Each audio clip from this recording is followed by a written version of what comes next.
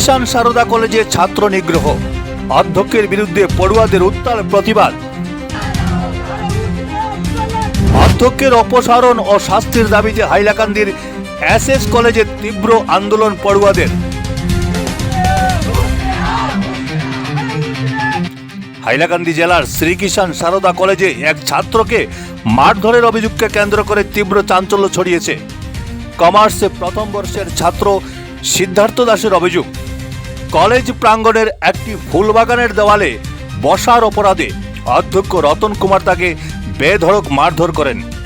ওই দেওয়ালটিতে ভারতের জাতীয় পতাকার তিরঙ্গা সদৃশ্য রং করায় তা নিয়ে এই অপ্রীতিকর পরিস্থিতির সৃষ্টি হয়। আন্দোলনকারী পড়ুয়াদের তীব্র প্রশ্ন, যদি সেই দেওয়ালে জাতীয় পতাকার রঙের সামঞ্জস্য রেখে রং করাই হয়ে থাকে তবে তা কি জাতীয় পতাকার মর্যাদা ক্ষুণ্ণ করছে না? আর সামান্য কারণে একজন অধ্যক্ষের এমন মারমুখী আচরণ কতটা যুক্তিসঙ্গত? এদিকে ঘটনার সুষ্ঠু তদন্ত ও অধ্যক্ষের শাস্তির দাবিতে কলেজের সামনে অবস্থান বিক্ষোভে বসেন ছাত্রছাত্রীরা। অখিল ভারতীয় বিদ্যার্থী পরিষদের পক্ষ থেকে জানানো হয়েছে, এর আগেও ওই অধ্যক্ষের বিরুদ্ধে ছাত্রদের মোটরসাইকেল ফেলে দেওয়া সহ নানা দুর্ব্যবহারের বহু অভিযোগ রয়েছে।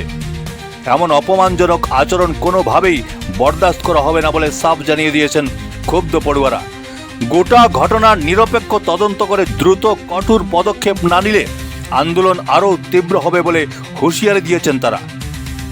আজ আমাদের প্রিন্সিপাল স্যার কালো এরকম করেছেন। আজও আমাদের একটি ছোট ভাই সিদ্ধার্থ নতুন অ্যাডমিশন নিয়েছে, এখানে বসেছিল। আমার বড় ভাই অরূপ একটু আগে বলেছে ওকে স্যার তারপর মেরেছেন। কিন্তু স্যার আমরা মেমোরেন্ডাম দিয়েছি স্যারকে বয়েজ কমন রুম দেওয়ার জন্য, কিন্তু স্যার এখনো পর্যন্ত ছেলেরা বসার জন্য বয়েজ কমন রুম দেননি। তাহলে এই ছেলেগুলো কোথায় গিয়ে বসবে?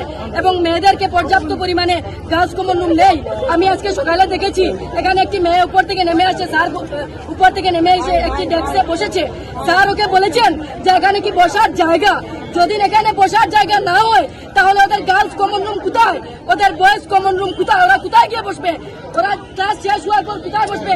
ক্লাসরুমে ক্লাস চলছে, তাই ওরা এখানে এসে বসে, তারপরে অডিটোরিয়ামের সামনে বসে। কিন্তু স্যার ওদেরকে থাপ্পড় মেরেছেন। আজ আমার ছোট ভাইয়ের সঙ্গে হয়েছে এবং একটি বোন সঙ্গে সঙ্গে বলেছিল ওকে কেন মেরেছেন। স্টুডেন্টের উপরে কি স্যার হাত উঠাতে পারেন? স্যার বলেছেন ওটা তো কম হয়েছে, তোদেরকে আরো বেশি হবে।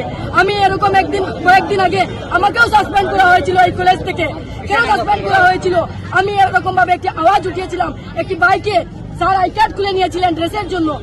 কিন্তু আমরা স্টুডেন্ট, আমাদের পুরোপুরি দাবি রয়েছে, কিন্তু স্যার আমাদের সঙ্গে অত্যাচার করেছেন। স্যার নিজের জায়গায় বসে নিজের জায়গা দখল করে নিয়ে, রতন কুমার স্যার নিজের জায়গায় বসে স্যারের জায়গা ভুলে গেছেন যে ছাত্রদের সঙ্গে কিভাবে ব্যবহার করতে হবে। স্যার আমাদেরকে ছাত্রের যে জাস্টিস দিতে হয় সেটা দিচ্ছেন না। আমরা বারবার প্রতিবাদ করেছি, কিন্তু স্যার শুনতেও চাননি। আজ প্রথমে আমরা স্যারের কমন রুমের সামনে গিয়েছি, প্রিন্সিপাল রুমের সামনে, কিন্তু স্যার বেরিয়ে বলেছেন যেখানে দরজা কে লাগিয়েছে, কে বলেছে, এরকম প্রশ্ন করেছেন। কিন্তু কেন বসেছো তোমরা? এরকম কোনো প্রশ্ন করেননি। আমরা সাধারণ স্টুডেন্টরা দরজা লাগিয়েছিলাম, কিন্তু স্যার আমাদেরকে কোনো অন্য কিছু জিজ্ঞেস করেননি যে তোদের কি হয়েছে, তোদের রাইটস কি, তোদের দাবি কি। স্যার এরকম বলেননি। স্যার বলেছেন প্রতিবাদ করতে হবে, করো, কিন্তু এরকম কেন করছো? আমরা স্যারের কাছে দাবি চাই। আমরা কলেজে পড়তে এসেছি, এরকম ভাবে হরণের শিকার হতে আসিনি। আমরা পড়তে এসেছি কলেজে, আমাদেরকে যেভাবে পড়াতে হয় স্যার এভাবে পড়াবেন। আমাদের দাবি হলো জবাব চাই। স্যারকে নয়, ছাত্রকে। আমার ছোট ভাই সিদ্ধার্থের উপর হাত উঠিয়েছেন, শুধু সিদ্ধার্থ নয়, কালো স্যার এরকম করেছে। এবং কি আমরা যে সময় প্রটেস্টে আসছিলাম, স্যার বাইরে উঠিয়া কইছেন যে আমরা সাথে কথা কইছেন না, উঠিয়া কইছেন তোমরা যত সময় এনার্জি আছে তোমরা এনার্জি শেষ করে নাও, তারপরে মারছে। তার মানে স্টুডেন্টে এখানে 5.5 স্টুডেন্ট প্রটেস্ট করতো, স্টুডেন্ট ফিট হইতো। কোন স্টুডেন্ট যদি মারাও যায় স্যারের কোনো যায় আসে না, স্টুডেন্টের যে কোনো কিছু স্যারের যে সময় ইচ্ছা হইব তখন আইয়া শুনবা। স্যার এইরকম কইতো। আজকে স্টুডেন্ট একটা বই তো বই, আজকে একটা বয়েজ কমন রুম নাই।